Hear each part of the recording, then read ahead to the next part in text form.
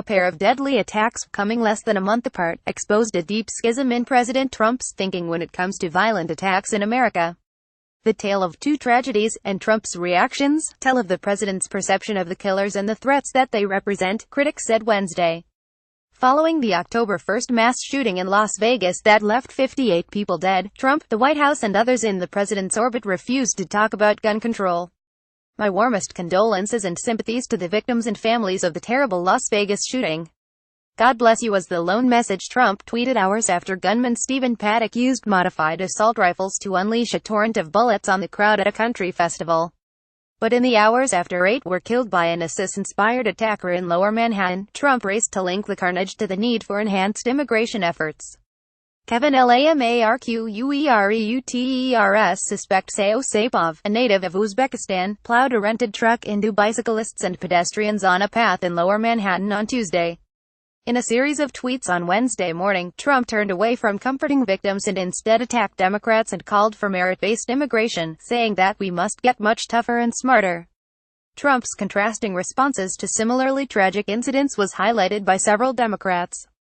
I await the right's condemnation of Trump's politicization of this tragedy, his failure to observe waiting period before talking policy, Sen.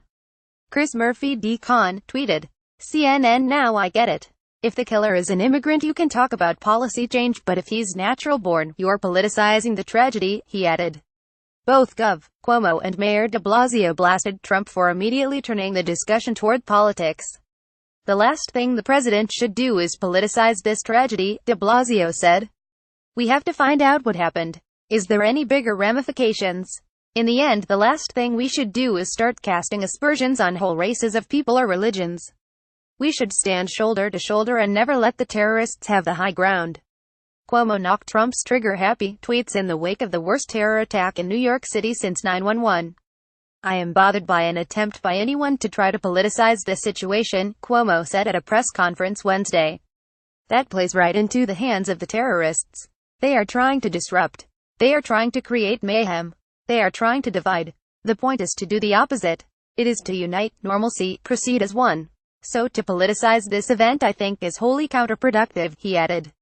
The president's reaction and call for policy changes in the hours after the New York attack could not have been further from the White House's refusal to discuss gun laws in the wake of the Las Vegas shooting. White House Press Secretary Sarah Huckabee Sanders said a day after the horror in Nevada that there is a time and place for a political debate, but now is the time to unite as a country.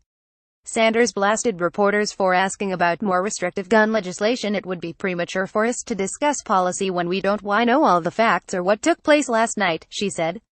The president's eldest son, Donald Trump Jr., jumped to his father's defense on Wednesday, attacking Democrats for pointing out the division between his father's reactions. NY Daily News illustration still waiting for liberal calls for immigration bans reform like they do every time there's a gun attack. Maybe hungover from Halloween, he tweeted. Trump continued his attack on Wednesday morning, specifically targeting Senate Minority Leader Charles Schumer DNY for backing the diversity visa lottery, which Saipov used to enter the U.S. in 2010.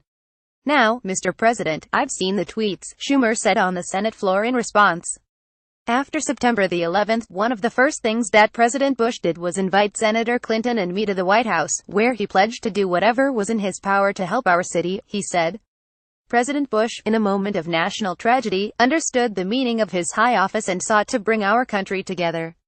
President Trump, where is your leadership? Schumer added.